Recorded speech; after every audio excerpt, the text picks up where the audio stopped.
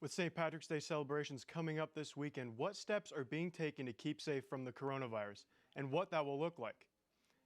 And how COVID-19 has changed and affected Sunset Zoo. That and more later in the show.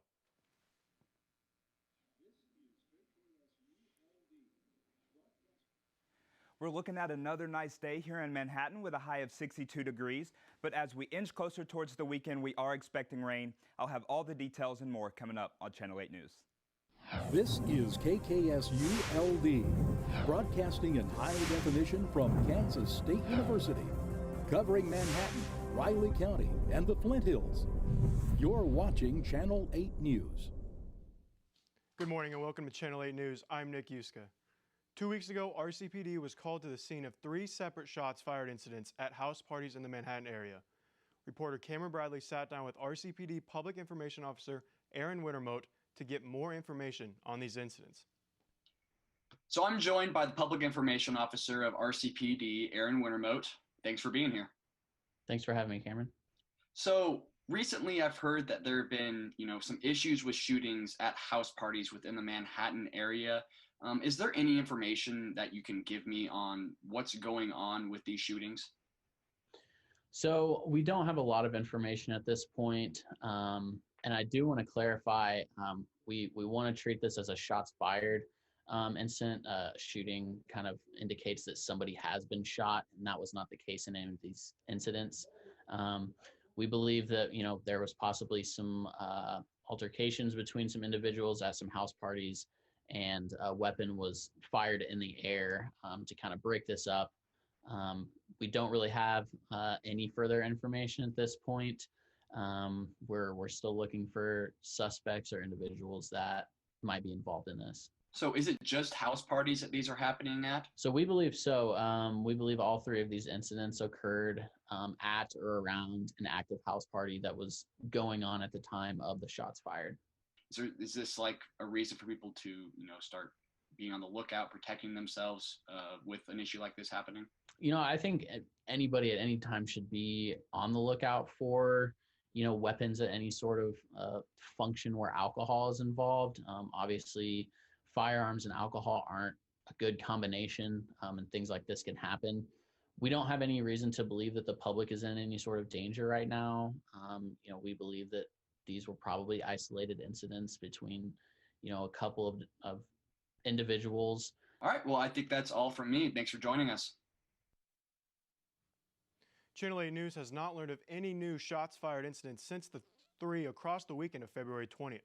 For more information, please visit RileyCountyPolice.org. The global pandemic has took its toll on many, including the Sunset Zoo. I went to the zoo to not only see some animals, but also to find out how COVID-19 has impacted one of Manhattan's unique attractions. When the COVID-19 pandemic struck about a year ago, the Sunset Zoo had to close its doors for 3 months. The zoo was one of the first businesses to open back up last summer, and after uncertainty, is getting a major upgrade. Enter Expedition Asia, a $4.3 million project that was started back in September. When completed, Expedition Asia will house tigers, leopards, and a new animal to the zoo, sloth bears. Melissa Kirkwood, the marketing and develop officer for Sunset Zoo, says even through the pandemic, she is still optimistic about the project. To say it has impacted us, it has, but we are looking at that as a positive opportunity for us to be able to still continue to build and progress during the times that we've had in 2020. Sunset Zoo is following many safety protocols, including sanitizing high touch points 3 times a day, as well as having a one-way path. Visitors also need to wear a face covering when inside a building. Even with COVID-19 protocol going on, the zoo still offers many animals to be seen and interacted with, like these emus behind me. Educational programs and events at the zoo have gone mostly virtual for now, including birthday parties. But there is hope for more in-person activities around the zoo, with some restrictions being lifted county-wide. We're planning right now. We will be bringing back our summer camps. We will be bringing back some of our in-person programming, but we're doing it safely. Extended spring break hours of 9:30 a.m. to 5 p.m. begin tomorrow, March 12th, and run through March 21st. In Manhattan, Nick Yuska, Channel 8 News. Due to the detour on Sunset Avenue, people looking to attend the zoo should follow the detour signs to the front entrance. The vaccine rollout has continued to make its way across the U.S., and residents in Manhattan have started to receive their first doses. Our MHK All Day Reporting has more after the break.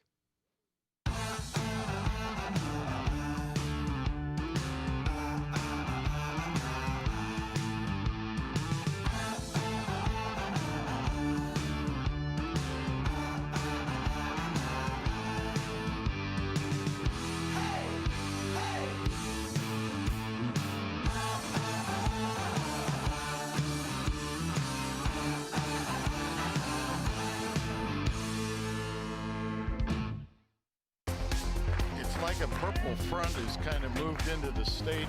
Beautiful day and the music's loud. The fans are on their feet. Willman crushes it to left, and K-State leads 8-1. The 1-2, a swing and a miss. Reams it to center. Long run for Mertz. He can't get there. K-State has added 5 here this 6th inning. State will run the option. Here's Skylar Thompson. He walks it in. Walks it in front of Antonio Gordon. Here's the shot of his step.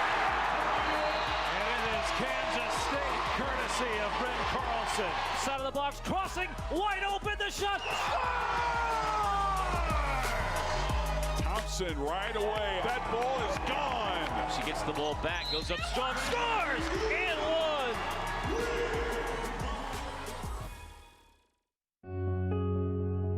Upon arrival, I'm like, oh, these people love football. Like, these people are nuts about Kansas State. And Saturday morning, I mean, swarms of people outside of the stadium tailgating. We come in, it's about 45 minutes before game time. The stadium's packed. And I'm like, this is the atmosphere. Whenever I dream of playing college football, this is exactly what I see. The chants, the music, everything. And just throughout the entire game, I mean, it was just a place I knew I had to be. As more vaccines are approved and become available nationwide, counties and states can speed up the vaccination process. Currently, Kansas has vaccinated 491,000 plus people across the state. While the state is still in phase 2, there are many counties ready to move on to phase 3, which would include 16 to 64-year-olds with severe medical conditions. Chloe Devlin is one of the 16.9% of Kansans to be vaccinated so far. I would say for me, it's been positive, and I felt more at ease, and it helps people around me feel more at ease, and it hasn't shown any negative side effects except the initial symptoms yet. So I would say just go for it if you're debating it. Local efforts to vaccinate Riley County residents against COVID-19 have been underway for a few months now, but they haven't gone off without a hitch. Our MHK All Day Special Reporting Team breaks down a recent miscommunication between the Riley County Health Department and the people overseeing the state of Kansas's vaccine rollout. Last week, Riley County planned to start Phase 3 vaccination clinics, which would have allowed people with severe underlying conditions like cancer, COPD, and organ diseases to receive their vaccine ahead of schedule. That group, local health officer Julie Gibbs said, is a top priority for the health department. We wanted to get to those that were ages 18 to 64 with medical risk sooner rather than later. And so that's why we decided to restructure our Phase 2. But the health department later announced it would not begin Phase 3 just yet. That's because the state of Kansas wants all of its 105 counties to progress through the phases at the same speed. If one county is moving faster than other counties, that's a problem, the Secretary of the Kansas Department of Health and Environment, Dr. Lee Norman, said, since distribution is supposed to occur on a per capita basis. That is, we're trying to move everybody through at the kind of the same general pace. When we statewide get to the end of Phase 2 or nearly so, then most certainly we're not going to be nitpickers about it and will allow counties to move into Phase 3. Additionally, review of Riley County's vaccine plans showed that the health department had not begun vaccinating its critical infrastructure employees, which are supposed to be included in Phase 2 under the state's vaccine rollout plan. In order to vaccinate people with severe underlying conditions first, Riley County had hoped to move essential employees to Phase 3 instead, bypassing the state's original plan. All counties and jurisdictions administering vaccines in Kansas must abide by the state's approved guidelines without exception. All along throughout this pandemic, counties have been encouraged to use KDHE as guidance, and so we always have. Now, there are a few things here and there that we've differed on. Gibbs says that same flexible mindset is what led the county to try to make changes to its vaccine structure that reflect the needs of the community. We wanted to go ahead and get to those that were scheduled for phase 3 a little sooner. However, that was not how KDHE wanted us to do it this time, but now we're all on the same page. The confusion about the phases and miscommunication with KDHE resulted in a smaller shipment of vaccines coming into the county for clinics last week. Future vaccine shipments and planned clinics should not be delayed going forward. It's unclear exactly how many people still need to be vaccinated in phase 2 because the recalibration of the distribution plan complicated the health department's tabulations. That being said, Gibbs hopes to move to phase 3 come mid-April. From Manhattan, Kaylee McLaughlin for MHK All Day. People who are considered essential workers like grocery store and restaurant employees can fill out the Riley County Vaccine Interest Form at rileycountykansas.gov. Due to funding and maintenance issues, Kansas State's natatorium indoor swimming pool area was recently closed for good. The pool that has been open since 1975 housed multiple services for the campus as well as the city. It gave Manhattan High School as well as the Manhattan Marlins swim team an indoor facility to use. But with the pool being closed since last spring due to the COVID-19 pandemic, Kansas State administration decided it would be the best to keep its doors closed.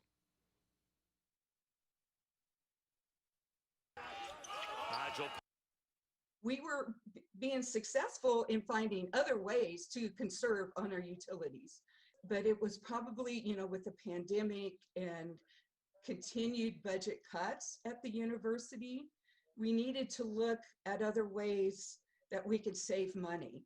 So we knew it was going to be a difficult decision to make to close this school. It was not easy. We have more coming up later in the show.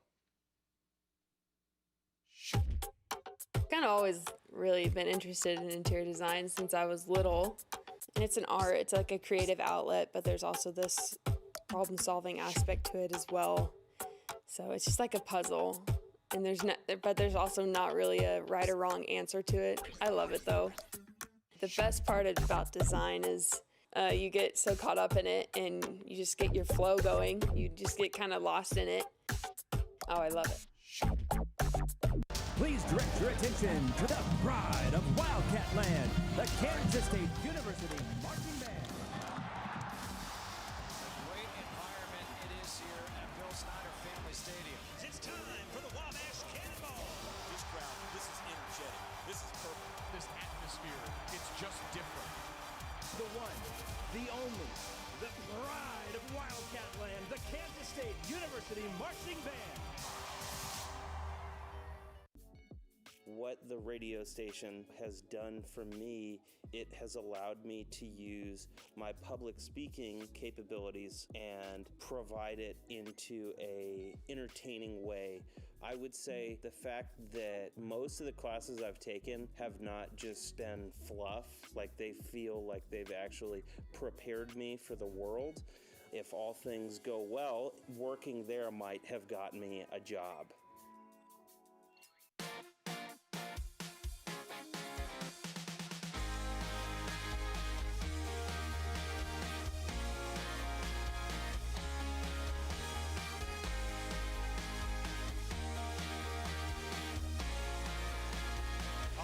Dribble, and it is go time!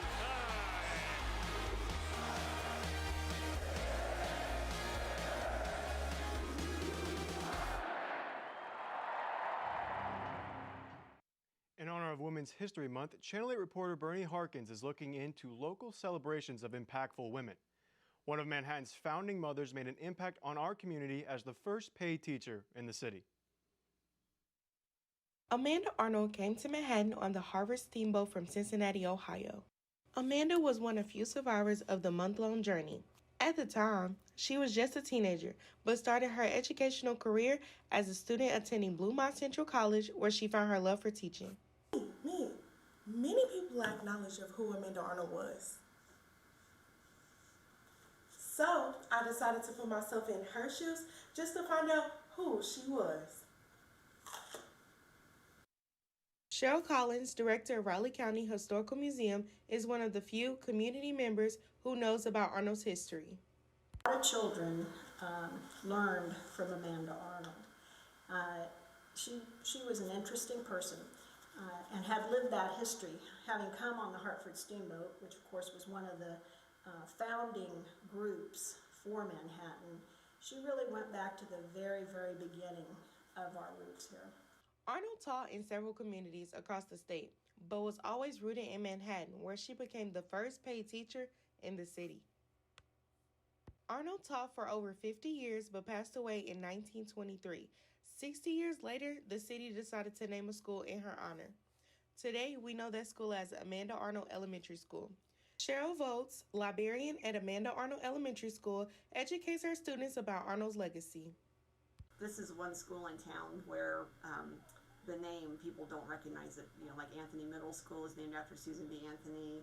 Dwight Eisenhower is the other middle school. We have Theodore Roosevelt Elementary, and then you have Amanda Arnold, and kids don't know who she is. So we teach that because of the connection to the community.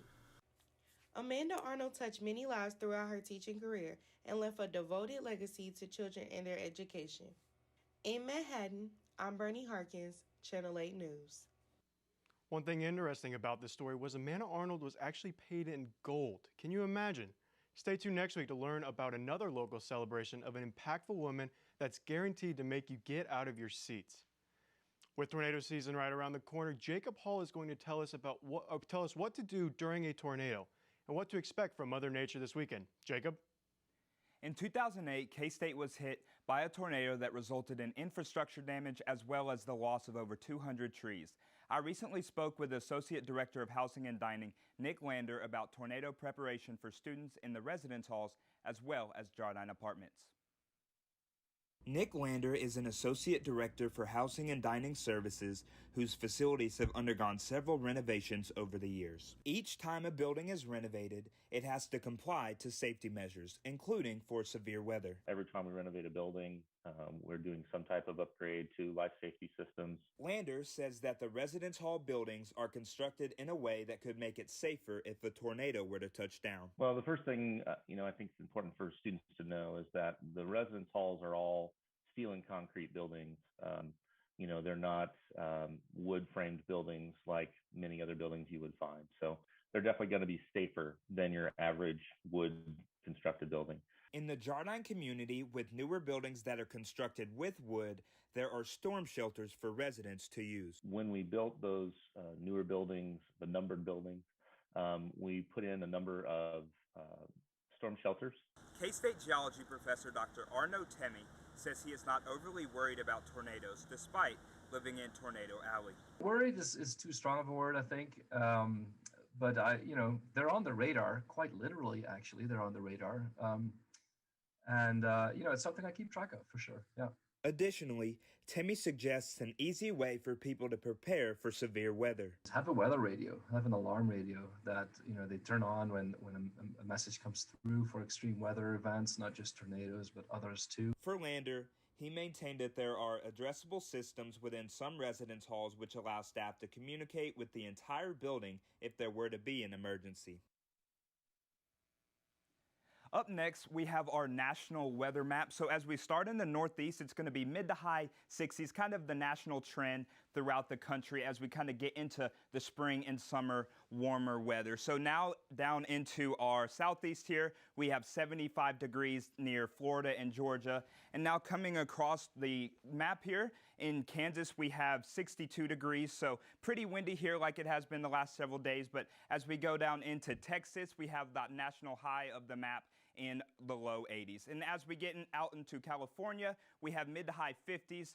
And then as we get into our Kansas map, we have in the southeast near Pittsburgh, mid to high 50s. And then it's the national trend here for the state of Kansas. In Salina, we have low 60s.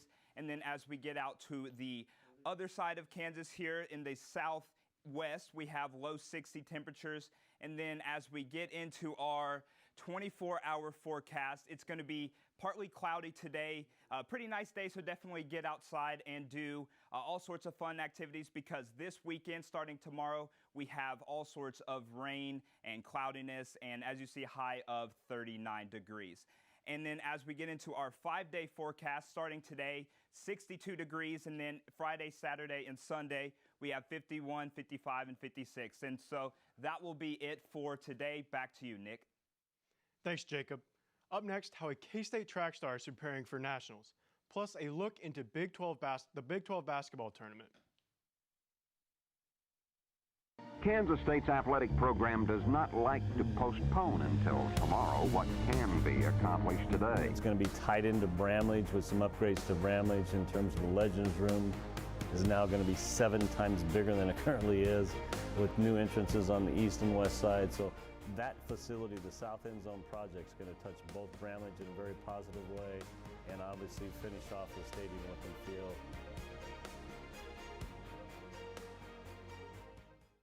I actually started out in mechanical engineering, and I realized that I liked a lot more of the sciences and chemistries and biology classes that came with engineering. So then I decided to try out chemical engineering first, and I really enjoyed chemical engineering. An engineering degree also opens a lot of opportunities into other fields.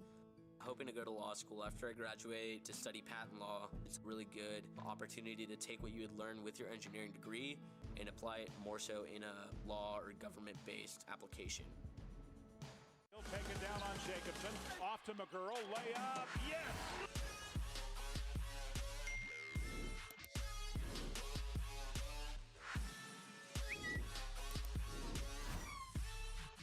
Fielded to the 48. Here's Brooks to the 25-20. He's going to score! Wildcat touchdown! He crushes it!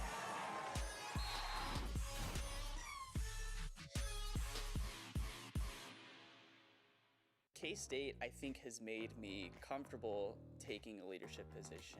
As a computer scientist, the leadership experience and how well you communicate with others is often overlooked by most people.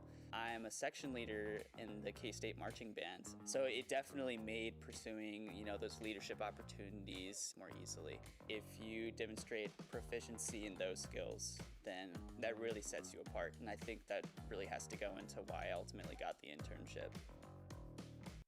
Welcome back to Channel 8 News. Up next, our sports anchor Cameron Bradley has the latest on K-State sports. Cameron? Thanks, Nick. Kansas State track and field senior Tejwin Shankar is preparing to compete in his 4th NCAA National Championship this weekend in Fayetteville, Arkansas. Already having one national title under his belt in the high jump, as well as many other records with the team, the senior from New Delhi, India is looking to cement his legacy even further. One NCAA Outdoor National Championship, as well as 3 straight Indoor Big 12 Championships, all in the high jump, Tejwin Shankar, also known as TJ, is one special athlete. Coming from New Delhi, India in 2017, the senior track and field star came to K-State for one reason: track and field head coach Cliff Revelto. The moment I saw, on the K-State website, I read about coach, and I was like, okay, yeah, if I want to train with somebody, it has to be this guy. And then, especially with, the people that he's coached over all these years. Revelto has spent 29 years as the head coach for the K-State track and field team and has coached 16 individuals who have represented their countries in the Olympic Games. And while Shankar has goals down the road of competing in the Olympics himself, he is taking everything day by day. So that's ultimately the goal for any athlete who starts the sport, is to, compete at the Olympic Games for their country and, try and win a medal. My immediate goal would probably just be to, be at my best at nationals. That national meet is this Thursday through Friday, as Shankar will go for yet another national championship in the high jump at the NCAA Indoor National Championships in Fayetteville, Arkansas. It's just going to be a fun time, just going out there and competing with the best, like the cream of the crop, because that's what the nationals is about, and that's what tells you what you're made of in pressure situations. But Shankar's success didn't come without the struggles of having to adapt to the difference of living in a different country. Shankar looked up to the seniors when he was a freshman for advice. Now, as a senior himself, he wants to make sure he can provide that same experience for the freshmen. I try, especially as a senior, I try to reach out to, people on the team and just be like, hey, it's not only about track or it's not only about this, but as long as you're having a good time. Shankar's trek for his second high jump national title starts at 11:30 a.m. on Friday and can be seen on ESPN3. The K-State men's basketball team opened up Big 12 championship play on Wednesday night. After rattling off 3 wins in their last 4 games of the regular season, K-State entered the T-Mobile Center with a lot of momentum, and boy, did it ever show. Freshman Nigel Pack and senior Mike McGurl combined for 40 points as the young Wildcats pulled away from TCU in the second half, outscoring the Horned Frogs 42-27 en route to an impressive 71-50 opening round victory. K-State now advances to the quarterfinal round, where they will take on the highly favored number 2 ranked Baylor Bears at 1:30 today. Really excited and happy for our guys. Where we've come from to where we are now is amazing. Happy, proud. Obviously, we got a tough task, quick turnaround, and then see if we can have good preparation for Baylor tomorrow. That's all we have for sports this week.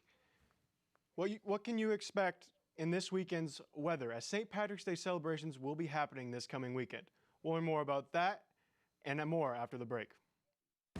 I always knew I enjoyed working with kids, and that was something I was passionate about, and I originally planned to become a teacher. I realized I was more passionate about the kids and their upbringing and their development, and I found that K-State actually offered a program that worked perfectly with my interests, and so I decided that school counseling was kind of the right path for me, just so that I could focus more on that psychology aspect and work with the kids on a more intimate level. What the radio station has done for me, it has allowed me to use my public speaking capabilities and provide it into a entertaining way. I would say the fact that most of the classes I've taken have not just been fluff, like they feel like they've actually prepared me for the world. If all things go well, working there might have gotten me a job. So within industrial engineering, you can actually start your master's degree a year early and start taking those classes your senior year. And then after you go through those upper level courses, you only really have a year left, and you would come out with your bachelor's and master's degree, which is something I have been considering, just because, you know, it's one extra year, and I do love K-State, so it's like, you know, win-win. But that's a perk with being an industrial engineer. You're able to get your master's degree in just one extra year. I went on my campus tour. They had like the Baja racing teams, all the parts and everything on display, and I was like, that's super cool. My first year, we made robots, made a line following robot, assembled it and coded it. My current major is biomedical engineering. It's like a jack of all trades, since you take coding from computer science and then some stuff from electrical. It's kind of just like a mix of all the main departments of college engineering, and this is the spot for me. We go to Jacob Hall, who has the weekend forecast. Jacob? Thanks, Nick. As we get into our weekend forecast, Friday, Saturday, and Sunday are all going to be rainy, but make sure if you're going outside to be safe and pack the umbrellas. But back to you, Nick.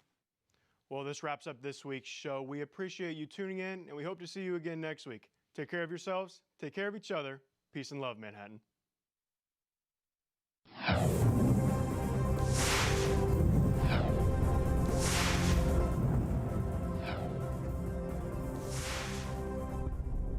This is Channel 8 News.